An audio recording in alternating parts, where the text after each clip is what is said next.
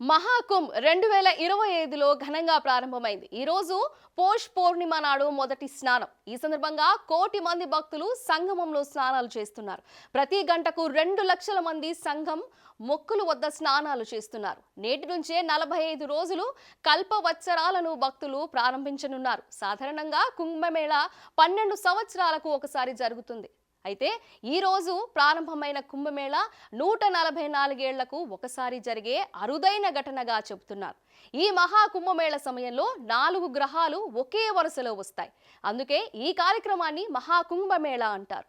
ఈ రోజు ప్రారంభమైన ఫిబ్రవరి 26న ముగిసే 45 రోజుల మహాకుంభమేళలో 45 కోట్ల మందికి పైగా ప్రజలు గంగా నదిలో పుణ్య స్నానాలు చేస్తారని అంచనా.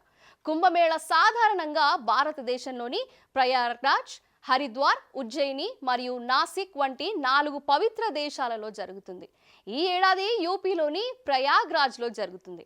మహాకుంభమేళ రోజున ప్రపంచంలోని వివిధ ప్రాంతాల నుండి భక్తులు మరియు సాధువులు గంగా నదిలో పవిత్ర స్నానం చేస్తారు.